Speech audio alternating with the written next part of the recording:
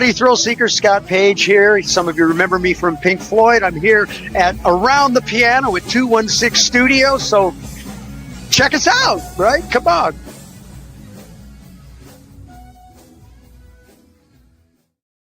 Welcome back, everybody. It's your boy Cappuccino here on another episode of Around the Piano with my man Tim Paul. Hey, how you doing, Cap? Good, man. Good. It's I've been working hard here in the studio, and we got some new items coming around that were popping up on these walls and here and stuff. It's starting to get a little cartoony. I ain't gonna lie. I kind of like it though. I like cartoons. I know. The piano bar that we built is outstanding. I sometimes when I get home, I'm like, I think I need to go back to this. Just hang out here. It's so much comfortable. Here. Yeah, absolutely. What's new with you, man? Well, I'll tell you, my wife Bobby and I, we just got back from a little vacation. We were celebrating an anniversary. Mm-hmm. So we actually traveled through the Upper P, and we ran into a lot of cool things up there. So it was pretty nice. Pretty nice. Did you guys make any music out in the Upper Peninsula there? When we could find an instrument, I did find one piano sitting in a coffee shop. So I sat down and played that till I realized half the keys don't work.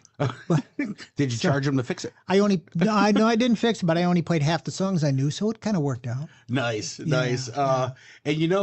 we have piano trends. Nico, do we have a piano trends in there? That's it. Welcome to Piano Trends Music and Band Company, Crystal Lake, Illinois. I'm Tim Paul, and I'm one of the owners here at Piano Trends, and I want to tell you 3 things about Piano Trends Music. Here's what you're going to find. Fun, more fun, and even more fun. That's right, you're going to have fun learning to play an instrument. We've got a lot of fun instruments to choose from for you to purchase, buy, or rent. And we have fun repairing your own instrument to get it up to snuff just for you. And your timing might be just perfect when you come visit us for fun. We might just have a live jam session going on with lifting spirits through music. And you're welcome to join us or just watch. Plus, you never know who's going to show up at Piano Trends Music. Like this guy. PianoTrends.com. We'll see you soon. I love that ad. I love it too. I love having Paul in the store every day, Yeah. He's a bit of a stiff. Yeah, he doesn't say much. Yeah, doesn't say much about him. Best employee yet. Yes, right? Absolutely. It's going to be a great show today. Our guest is a very unique character. I love him already. Yeah. Why don't you go ahead and throw out an intro for him? I'll tell you, Randall Corbit is probably one of our first non-music guess, but he's definitely in the arts. He's an artist. He is an 100%. artist. Yeah, absolutely. We're thrilled. I've been reading his new book, and he actually wrote on the inside. He sent me a copy of it. And he says, "To Tim Paul, thank you for your friendship and support. May Billy's journey bring you as much joy reading it as it did me writing it." Randall Corbit. Nice. So and it does. It's very true. So I just want to show this to everybody right off the bat. The Making of Billy Haddock. The Making of Billy Haddock. Yeah. That's pretty cool. He wrote some really nice things about you in there. How much did you pay him? A couple bucks. Yeah.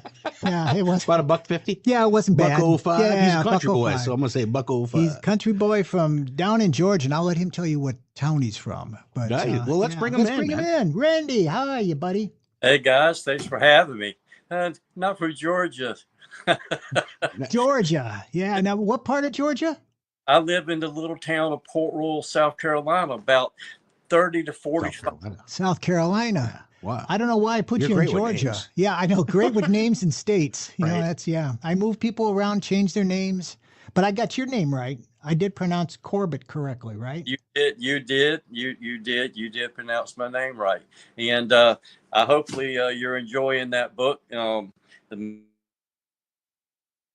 Oh, absolutely. The book has been, it's really exciting. It's hard to put down when you start reading it, but I'm going to let you tell people what the book is about and how it leads into it, because it's part of a 2-book series, I believe. You have another book on Billy Haddock as well. Is that correct? Well, sort of in a way. It's not on Billy Haddock. Okay. We've already shown it, but it starts right here in 1828, right here in our town in Beaufort, South Carolina. Well, Port Royal and Beaufort are like this. There's no city limit sign between the two. You don't even know you got out of one, you get in the other. But it starts in 1828, and I'm real big into to history and stuff. I love it. Here in this area, we're known for our Civil War era stuff, the colonial houses and those type things.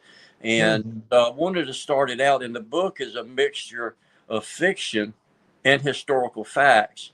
And so when I was doing the historical background stuff and studying, trying to make sure I got the information in that book right, I was able to weave it into a second book, which be out soon, and that's the guns of Fort Pulaski. Now in Savannah on Coxborough Island is where Fort Pulaski is, and it fell under bombardment.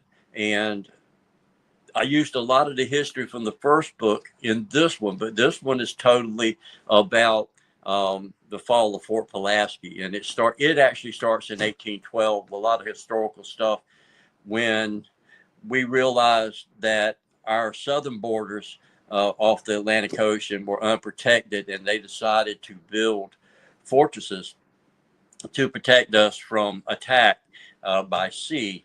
And so it goes all the way from the beginning of when they decided to build it, architect it, who they got.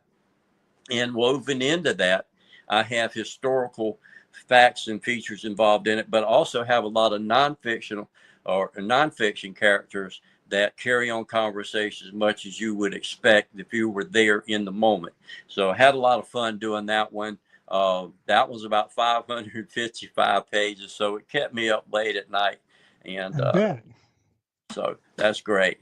And that and this thing you see behind me over here for Thomas Claxton, the painting that we do. So between doing these type of pieces of artwork for the concert series, writing books, doing things that I sell locally, I stay pretty busy. It's pretty much 14-hour day, 7 days a week, every day of the year. So you're busy.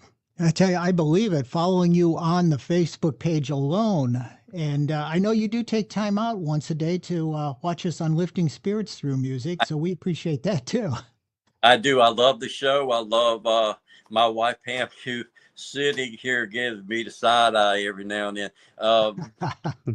She loves to sit there. She's the one who can remember. I remember the songs, and I'm guilty of. What is that? I heard it. I know it. I can sing the words to it, but I can't remember the name. She's the one who remembers names and faces and everything else. So if I need to know anything, I just ask her. I don't need an encyclopedia no more. She's my Google. So that's awesome. So when you're commenting, it's actually your wife commenting and not yourself. No, it's a mixture. It's a mixture. Okay. Yeah.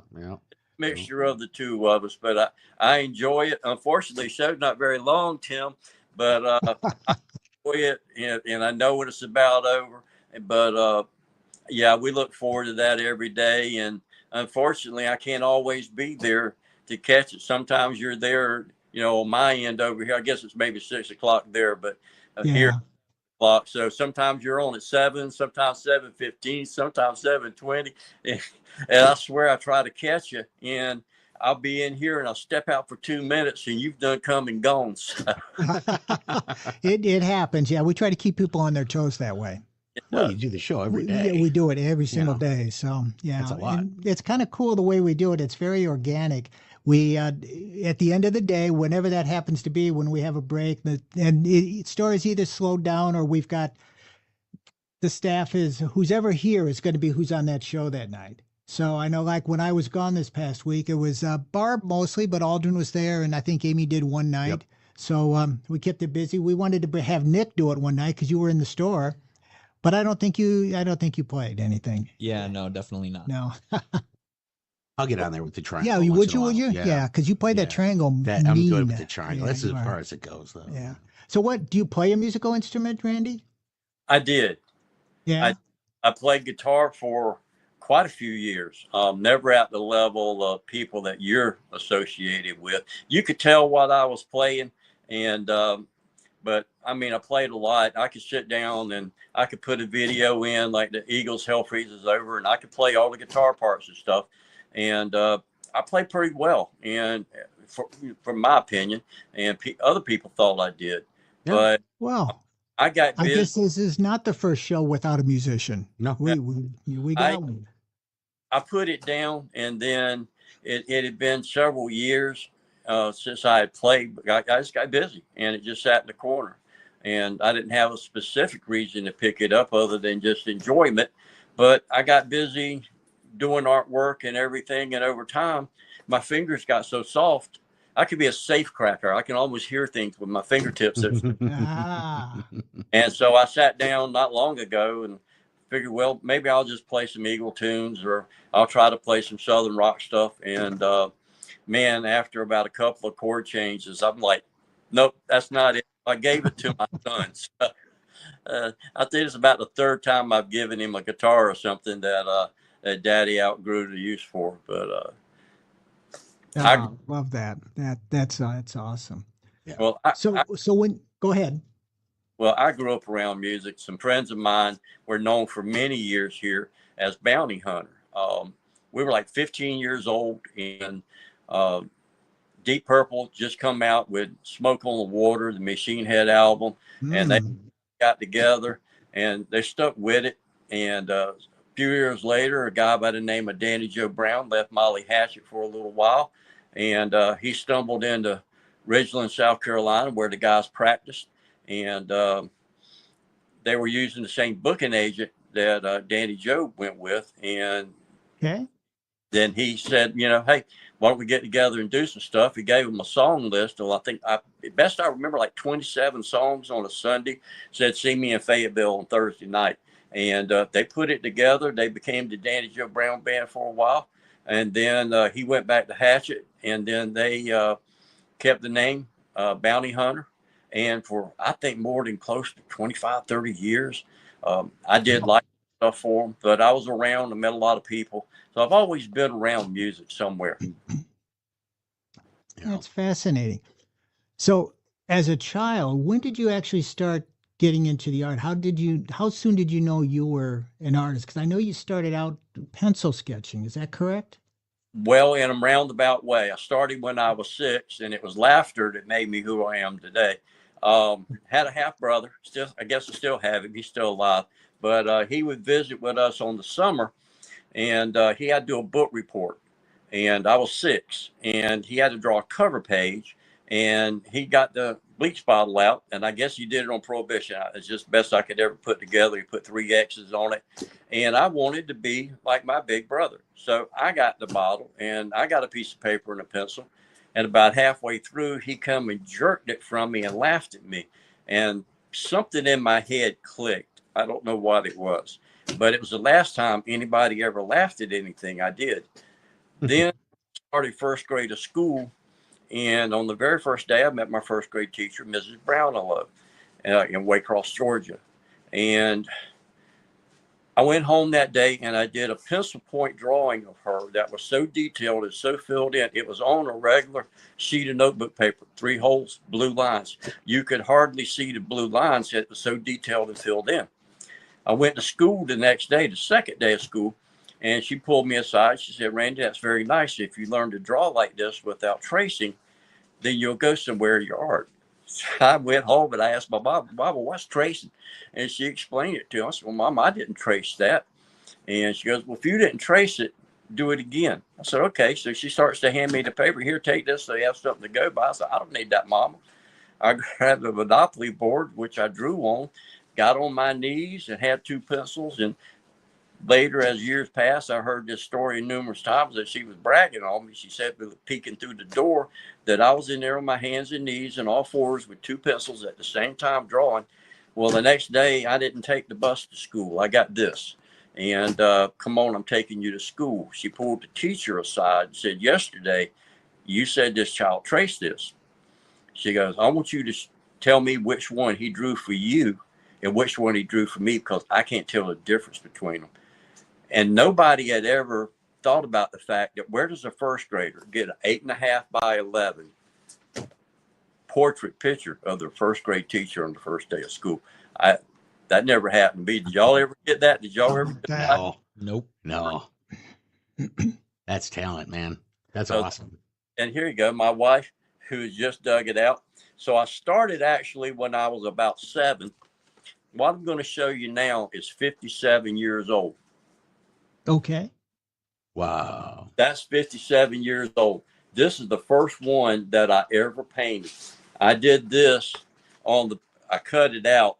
I signed it when I was 10 because my aunt told me you didn't sign it. Well, I didn't know artists were supposed to sign their work, but it was done with the cheap watercolor kit that you got, that you guys might remember, that you'd get from the 5 and dime store. Just those trays, pop it open, got a cheap little brush in it, and you dip it in water. That's what I did that with. And the paper was the insert of Hanes t-shirts. Remember back in the That's right. Oh, wow. when you got that, t-shirt came folded Yeah. up. That's what I did that on. And so I've Love been that. like That's this awesome. 7, and pretty much anything you see today, I was able to do when I was 7, and I could do it again all over without looking at it again. And that's thousands of pieces. So very Talent. True talent, and obviously you have a photographic memory. Yeah, very eidetic Yeah. memory. Now, You know. you make them stay tight. So there's give and take there somewhere. But I enjoy it. For a long time, I didn't charge people for the artwork, especially younger. And through my early teens and later teens and into the 20s, we didn't have photocopiers and stuff back then. And so I couldn't make copies of them. The deal I would make, if you brought me a small picture of somebody you wanted a portrait done, your payment was, you have a choice. You take the artwork or you take the picture you gave me to do it by, but you couldn't have both. And I ain't charged for it. I always felt like it was a blessing and a given talent to me. And I felt like if I profited from it, somehow it'd be taken away from me. And so later years, a friend of mine said, Randy, why don't you charge for it? And I said, well, I'm afraid that, if I profit from this gift that I've been given. And he goes, well, maybe you were given that gift so you don't have to do what you're doing now. And that changed everything for me. But I had shoe boxes of little photographs of people. Some of them were one of a kind. I mean, people would give me that photograph, and it's the only photograph they had of their grandfather or their father or their mother. Oh. As I got older, I realized what I had taken from them. I had the foresight to write down names and addresses, phone numbers and stuff on the back of the image. And no one ever took the image back. They always took the artwork. And when photocopiers came back around, I had a way to be able to photocopy the image. And I was able to give about 2/3 of those photographs back. I was able to track people down and give them back. So. Wow. That's amazing. That's a great story. Isn't it though? I love it. Yeah, the passion that you have with your artwork is amazing. And I love how you predicted that if you were to charge for it, that the gift would be taken away. Right. Like punishment from God. Yeah. I love the fact that, and somebody told you, God gave you that gift, utilize it for everything, which is fantastic. I love your mindset. And I love your artwork, by the way. The Hanes piece of paper, sure, that's wrapped. They still kind of do that, I think. They still do, right? Yeah. They do. I love it because the story dictates, hey, listen, we didn't have everything. We have, this is where I got that from. I got that from a T-shirt. You made do with what you had. Made do with what you had, and the cheap little kits. They still make those. The bad watercolors. I with my kids, I think I have like 3 dozen of those somewhere in the basement. They're probably all dried up or whatnot. I can't draw a stick figure properly, so I have no relation to any of this. I always wanted to be able to have that talent. Yeah. Fortunately, my daughter's an artist, so I live that life through her eyes. Yeah. Fantastic. I love that. I love that picture. And I love the book. Randy. Let's back the train up a little bit, back to the book a little bit. So this is, based into the 1800s. So you were like 12. I was 12 at the time. Yeah. And, Randy was my older friend. Where is the passion? Where does the passion come from in order to do this?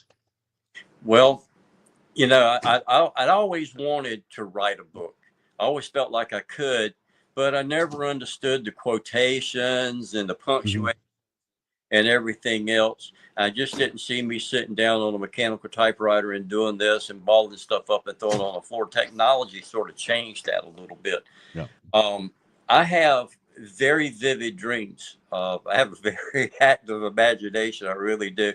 Sometimes my wife just kind of shakes her head and goes, "I can't believe you said that." But, but I keep her laughing. I keep her on toes. It's anything but bored. She's over there nodding her head. Yeah. Yeah. So it's That's what marriage is about. like one of the little dogs in the back of the window. She's always crazy, but she loves me, thankfully. But I always had these stories. I have like these full-length dreams, and then tomorrow night, it seems I can go back to sleep and pick up where I left off the night before in the last song. And so I said, well, what if I just tell the stories that I have in my dreams? And so the very first one I did that was Spare Change, and that really woke it all up. But the writing capability wasn't because I suddenly figured out how to write. I just figured out how to tell the story without saying he said and she said and they said and how to put it and where it went and all the indentations. Nowadays, you can get on Google Documents and you can format a page and get it the right size of the book you want it to do, which that was a learning curve. And you just talk to it and you tell it the story. And then you go back. It's just like dictation. And then you go back and you start editing and putting it together. And you got software programs like Grammarly, which give you editing suggestions where you should put the punctuations and you should have put a comma here. You should have did that. And you go back through it and you edit it. It's still your story. You still create it. That's right. You just have software is just a built-in editor. It doesn't change anything for you. It just proofread your edits. And that was the only thing that was holding me back. I wrote this one. I actually started this one first. Then I wrote this one while I was working on this one, but this was shorter, so I finished it first. Then I started this one, or continued working on this one when I started this one, when I had the idea that what I had going for me was I already had built-in research. And by the way, all of the cover art inside and outside of all the books are my own work. We assumed that we were going to ask you about that, but we assumed that was the case, that you would definitely do that. And the artwork on the books are beautiful too. They tell a story in itself. Yeah. You can imagine what Billy Haddock actually looked like, but you actually show us what he looked like. Yeah. The old school way of writing books that was very popular, which is what I wanted to do. The authors would put illustrations inside the book, but very few did their own illustrations. But one of the most notable books that was written that we all probably learned in school very early on was Curious George. Curious George. Yeah. Own illustrations. And so I wanted to follow that. And so you don't just get a novel. You get you get the novel and you get the artistic thing, and it's more of a connection, and it gives more of the feeling that this is all intentional. Everything about it was intentional from the time you open the front cover till you get to the back cover. Every aspect, every word, absolutely intentional. And that's the way I tried to write them, and had a lot of fun doing them. That's fantastic. Hey, you know what, Randy, I got a question for you. That poster that you've got behind you, you mentioned Thomas Claxton. Now, you did that poster for Thomas for his Me, Myself, and Us concert. Is that correct? That thing back there. Yeah. That is actually, that's an oil painting canvas. That's 18 by 24 inches. I don't know how much of it you can see. But anyway, let's see, we turn maybe it's a little bit if I get out of the way. But There you go. that's Yeah. that's a 18 by 24 mixed media oil creation. So that means it's got regular artist oils on it, soft oil pastels, and things like that, and a little bit of marker on it. And that started, and that will go up in the event October the 10th at Georgia Southern University, Armstrong campus in Savannah, Georgia. The concert starts at 7. Give Thomas a plug. And if you don't have your tickets, contact Thomas Claxton. You can get in touch with him on Facebook. And you can get. Do you think Thomas would like that poster? Well, again, this is a painting, but Well, let's ask him. Thomas, what do you think? Do you like that? What's up? Surprise! Of course, I love it. It's a Randall Corbit piece of art. It's a masterpiece. Of course, I love it. There's no doubt about it. Randy's a great friend and a great artist, and couldn't ask for a better guy to be a part of this stuff. And when Randy approached me about doing these paintings for it and to auction these things off for charity and good stuff, Randy and I get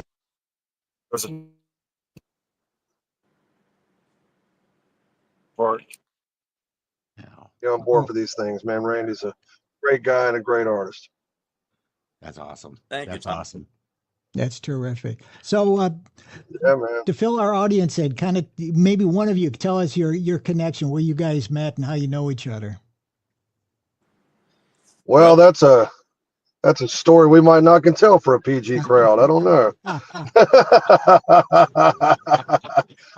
No, Randy and I, God, Randy and I, man, we met sometime, I don't know the exact year, but I know approximately. It was in the early 2000s, I would say. And I remember meeting Randy when I was working with another guy named Buddy Corns years ago. I remember that was the first recollection I have of it. And back then, Randy was doing lots of different types of art, man. He was, Randy, didn't you make candles or something at one point? We did. We made candles and sold them out at Keller's Flea Market for a while. We did. That's right. I remember that. And I sold. I've still got one of those candles. Well, yeah. Well, they say they last forever, but you have to burn them, Tom. Actually, I've still got one. It came in like a half of a coconut or something like that. That's what it looked like. I used to cut the tops off of beer cans and make them in it, and you put the top on it. It looked like a full beer. If you picked it up, it felt like a full beer. But I got in trouble because somebody tried to drink my candle. But anyway. I remember years ago, used to come see him and at the Bayou Cafe a lot. Used to come see him there, and so it's been a lot of fun. And we reconnected after a few years. So yeah, great time. That's awesome. Yeah. Thomas, it goes way back. Yeah, Thomas, welcome back, by the way. Been following you close, man. You're out there rocking it, the Hard Rock Cafe, quite a bit on your live stream, and doing greatness out there. And you're like actually part of the 21-6 family at this point. I believe now you've been on Around the Piano more often than any other guest that we've had. I mean, as it should be, guys, as it should be. Because everybody wants to hang out. Yes, everybody wants to hang out with you two. So I mean, of course, I'm going to jump at any opportunity. Oh, we're always blessed to have you on the show, man. And I love the shirt, by the way. And thank you. And you know what? You throw Randy Corbit into the mix, and this is a badass show. So it's a party. Yeah, it's a party. Where this thing started, Thomas, for the concert series. Remember, you were in North Carolina or somewhere. Maybe you'd been at the Hard Rock or somewhere up there, and you were on your front porch, and you were talking to us, and I did that painting of you, and you could see the mountains and all in the reflections in your glasses. Oh, that was actually in Payson, Arizona. That's where. Oh, okay. And then I was in Arizona when that picture was there. And then we started in January with the first concert of the series. I believe it was right after that. Yeah. Yeah, well, it wasn't too long after that. Yeah, it was pretty quick, you know. So, but yeah, it's become like a staple of the series, and now everybody kind of expects it, you know. Those kind of things. Everybody wants to see the new painting when it comes out and all that, and so yeah, I mean, you know, so as long as Randy's willing to do them, you know, whenever he decides to knock it off or keep on going, we will always be appreciative of Randy. There's no doubt about it, because he's definitely made a big difference in the concerts. And That's Tim awesome. car that's being auctioned off too, doesn't he? Yeah, and Yeah. Tim donated one there from his place up in Chicago, or outskirts of Chicago, should I say.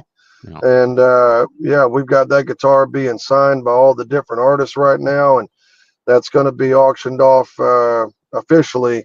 The auction started at the last show in August, and we're going to run that all through January, and then the final person will be picked in January that wins the guitar. Cool. So it'll be great. Signed by a Remind lot of great people all the names, man. fundraising is going for, Thomas. What the fundraising is Yeah. for people that don't know. Right. So Remind people I what it's started. for. Yeah, so I started the Me, Myself, and Us Music Scholarship. You know, because you know I've always tried to be as philanthropic as I can with you know, the projects I'm involved in, and but you know, I was doing different things originally with the paintings. You know, we were donating to different charities and things like that, but I wanted to do something that kind of fit more in line with what the concert series is. And since music education was always such a big part of my life, and or at least having the passion for it, because honestly, even when I was a kid, like we've all discussed before, it wasn't as promoted in the public school system there as it should have been. And you know, like I said, my teacher in that department was fantastic, but even she didn't get a lot of support from the school itself or the Board of Education when it came to music education itself. And you know, so this was a way for me to kind of focus on that and do something for schools in the area.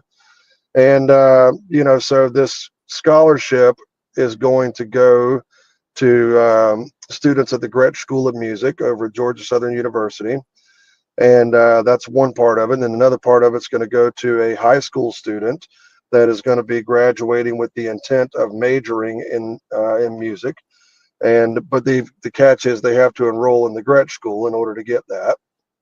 And then another one's going to be for a graduate as they go forward in their careers and starting off. It's going to be kind of like a grant type of thing that I'm going to do for someone like that. Maybe if they got a studio they want to open up or something, I will help fund a little bit of stuff for their studio. You know, whatever it takes, you know, because education is important, but at some point, you know, the school is in the past and the real world is in the future.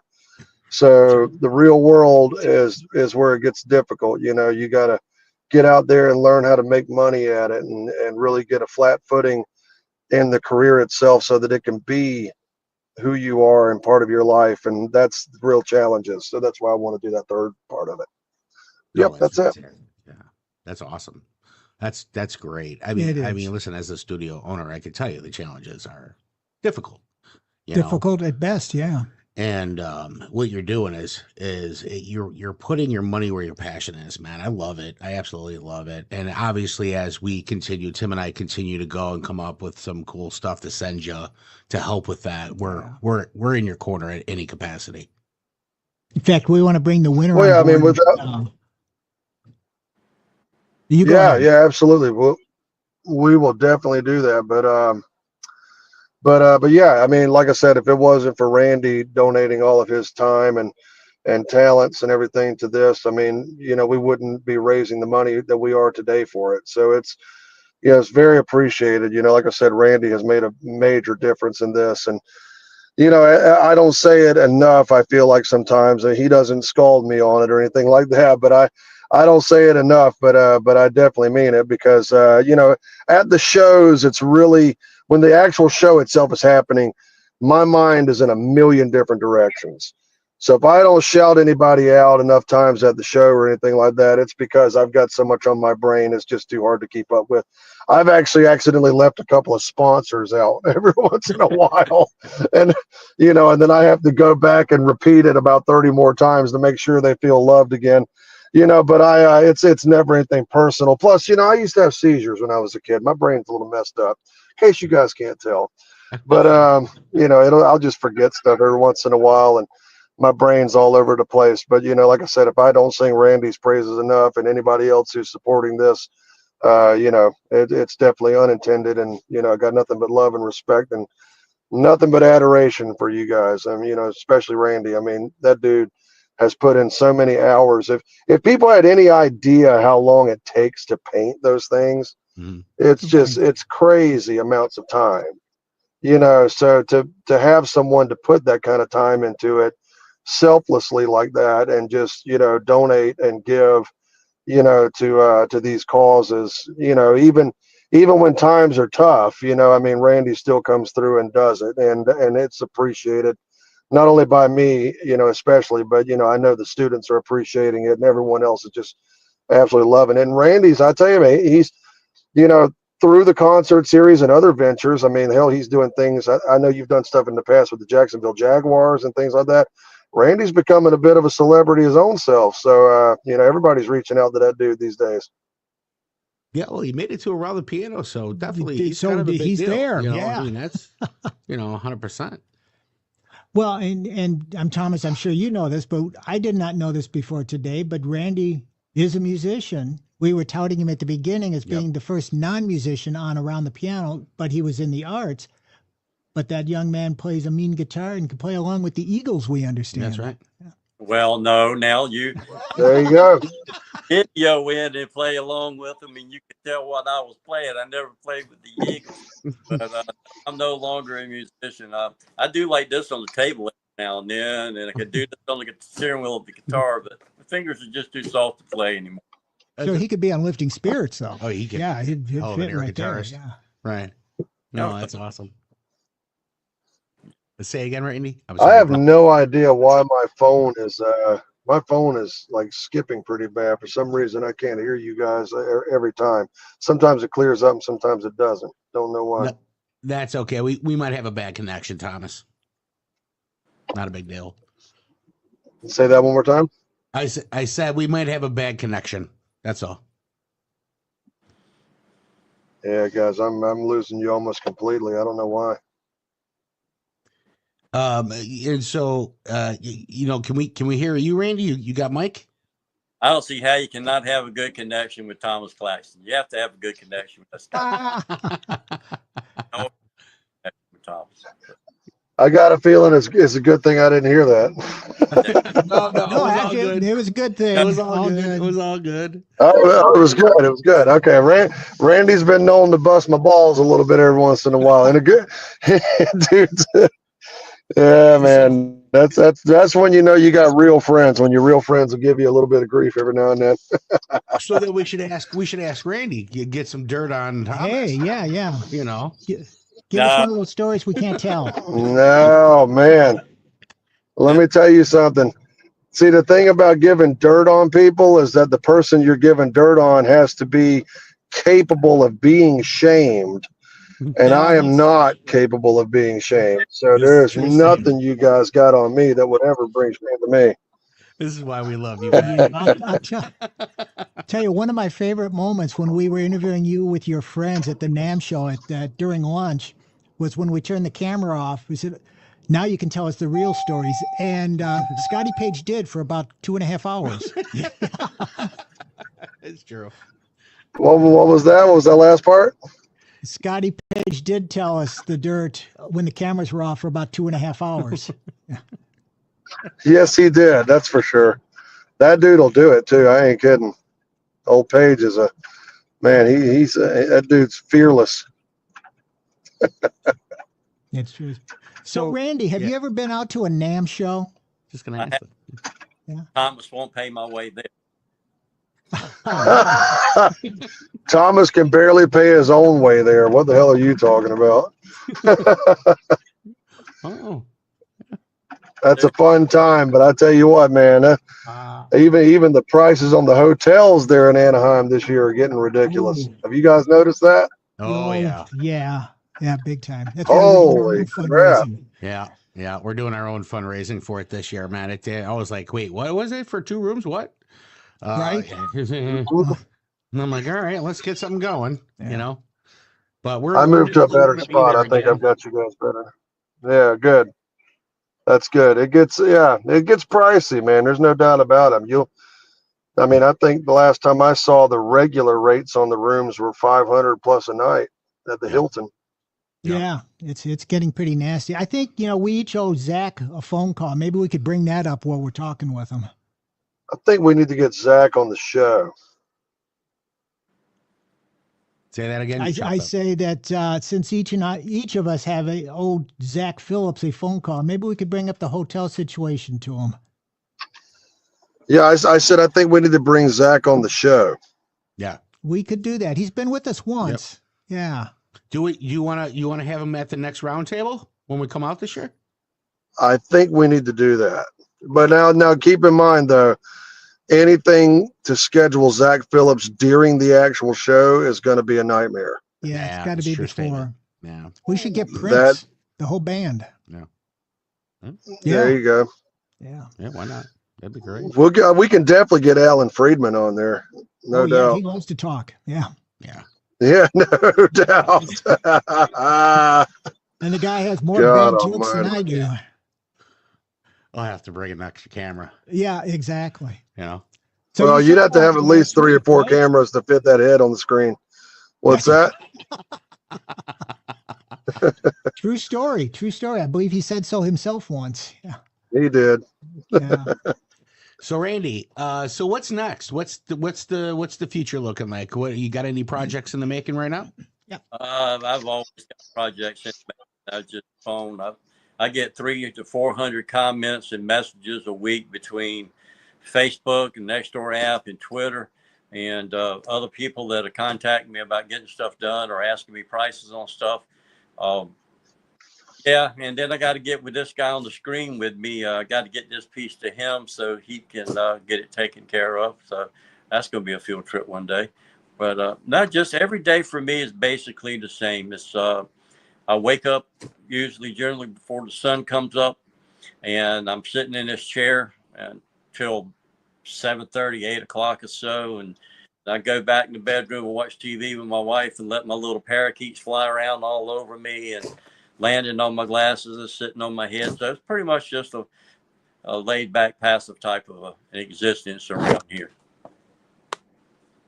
So it's nonstop. Yeah. It's just forever. Yeah. Well, I always have 6 pieces of artwork going at one time.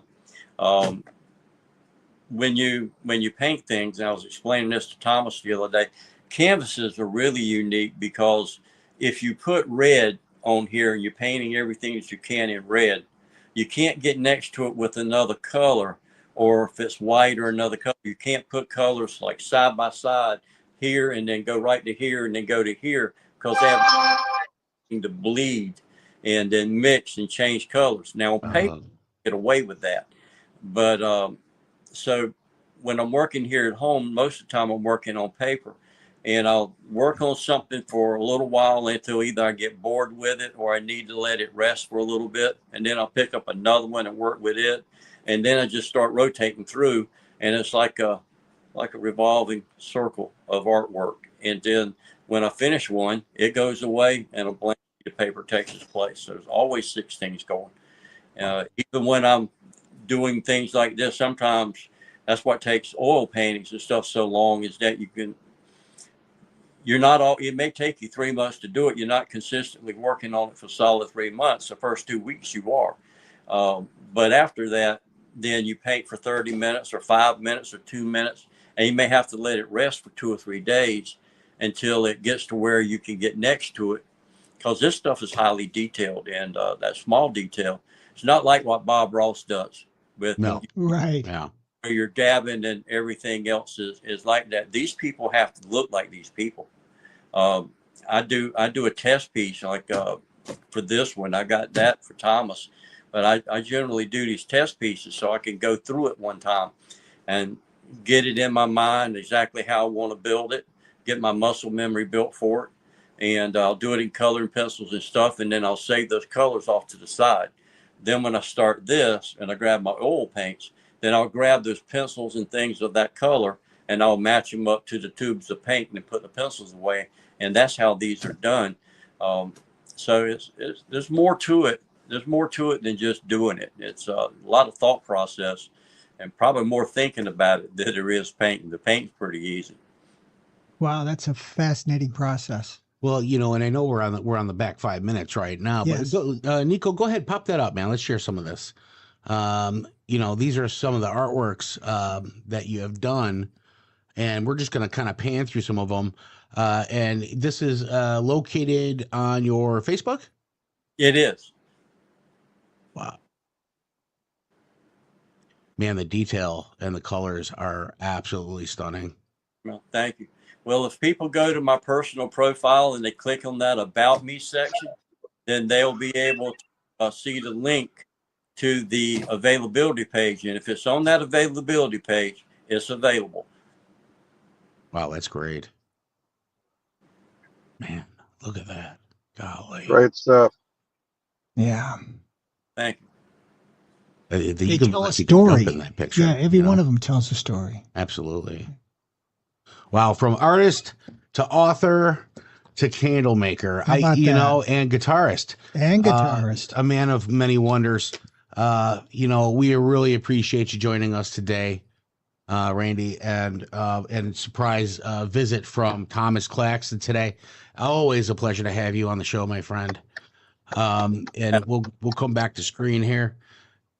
And anything you want to promote? Either of you guys want to promote before we end the show? Yeah, go get your tickets from Thomas for this show. You're not going to want to miss this one. Let Thomas tell you real quick about who's going to be there. Don't forget the VIP passes. Get backstage, be able to meet these people, get some photographs, and thanks for having me on, guys. Thank you. Thank you.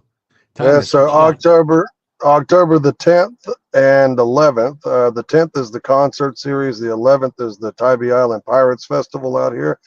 But I've got my buddies Will Lee, bassist for Paul Schaefer and the CBS Orchestra, coming to town.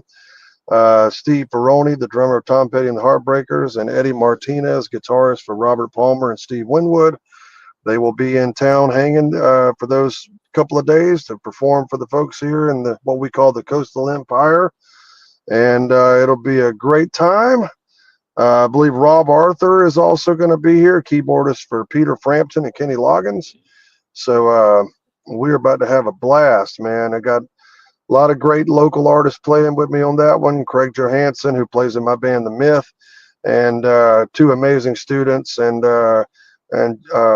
absolute assets to the concert series, Elizabeth Jones and Ashlyn Rusgrove. Will be providing some vocals on there as well. So, but yeah, and like I said, nothing but love and respect for Randy for putting his time and effort into it, and thank you too for having us on the show. Awesome. And Thomas, where do they go get these tickets? They can go to my website, memyselfanus.com. Go on there and you'll find a link to everything and some information about the concert series. Check out the links in the description. It'll take you right there, folks. We appreciate the both of you joining us today on Around the Piano. Tim, do you want to take us out? You betcha. Thank you guys for being with us around the piano. Watch Lifting Spirits Through Music a little later there, Randy. We'll be on around 5:45, 6 o'clock today. And thank you, our sponsor, Piano Trends Music. And thank you, Thomas. Thank you, Randy. Thank you, Drew. Thank you, Nick. We'll see you next time. Take care, folks.